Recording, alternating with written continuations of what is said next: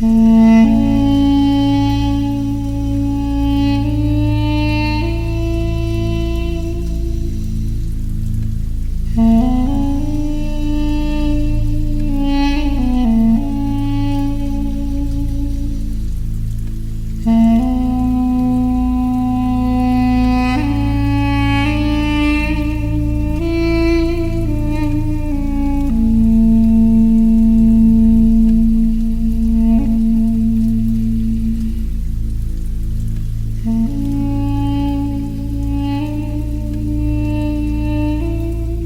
friends, hope you are all doing well. I'm right now visiting my family and they have absolutely gorgeous, beautiful garden at their home.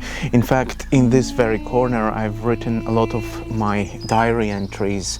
Some of you might know that I keep a journal for the past 12 or 13 years of my life, and I think so far I've completed around 24 of diaries like this. And in this exact spot, I read and discovered the Persian poet Rumi. And in this video, I would like to talk about healing and the magical powers of poetry. I've recently noticed that many of my friends and colleagues read and focus a lot on self-help books. I do believe that it is the consequence of post-pandemic world, of being stuck at home, of uncertainties that pandemic brought to our society. But personally to me, when I feel lost, when I find myself in the forest dark, as Dante said in his Divine Comedy, I come back to my favorite poets. And nobody, in my opinion, can give you a better advice than the Persian poet Rumi. This is actually the first collection of Rumi's poetry that I bought. I do remember buying it in my local bookstore and coming into this exact spot and reading the very first lines, the very first verses, and falling in love with Rumi's poetry. I do believe that we forgot that poetry was the original way of discovering our soul, of helping ourselves to cope with anxiety and uncertainties that we can have in life.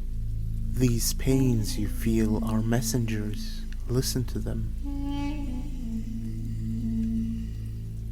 It is so surprising to me that throughout centuries people used poetry to discover themselves, to reach new boundaries of their souls and spirits, and today it is kind of forgotten and is hidden in the plain sight. And recently I found myself in kind of a mental prison, and I'll tell you a little bit later about this, why I feel like that. But it was one poem by Rumi called Emptiness, which I'm going to read out loud to you. I'll leave the full text in the description of this video so you can read it out with me. I'll also, of course, leave it on the screen so we can read it out together. Emptiness by Rumi. Consider the difference in our actions and God's actions. We often ask, why did you do that? Or, why did I act like that?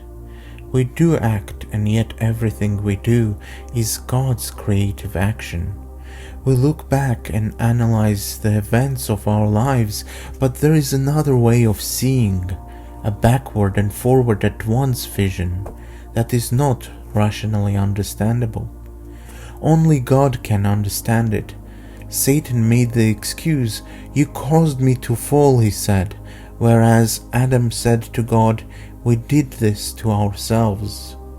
After this repentance, God asked Adam, "Since all is within my foreknowledge, why didn't you defend yourself with that reason?"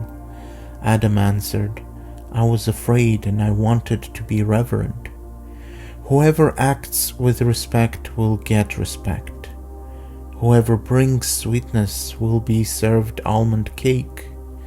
Good women are drawn to be with good men. Honor your friend or treat him rudely and see what happens. But before the British weather will kick me out from this lovely spot, I would like to focus on a couple of lines which had a very profound impact on the way I approach life. Ever since I read Rumi's description where he says that there is another way of seeing, a backward and forward at once vision that is not rationally understandable. I started thinking, and it reminded me of what Danish philosopher Søren Kierkegaard said. He said that life should be lived forwards but analyzed backwards. And what happens when we start analyzing life instead of living it forwards is that we find ourselves in a mental rut. We find ourselves in what Dante described as a dark forest. It stops us from action. And this is why Rumi brings the example of Satan here, where Satan blames God for everything that happened to him. It is because Satan didn't have the wisdom to see everything that happens as a given. And this is what makes Adam different from Satan. It is that Adam understands that everything that happens to him is a challenge, is something that he should overcome and become spiritually transformed. The soul has been given its own ears to hear things mind does not understand. And even Friedrich Nietzsche, who cannot be accused to be religious, after all, the man coined the word God is dead, he also said that we should have a bird's eye, that wise people have a bird's eye view on life and interpret everything as a source of a spiritual transformation. For Nietzsche, of course, it was achieving what he called Übermensch, or superhuman abilities. And this is why I think that poetry has a completely different way of treating us. Poetry for me is a collection of wisdom like this. You don't have to be religious, you don't have to believe in Christian, Muslim, Jewish, Hindu religion to appreciate lines like this and get wisdom in it.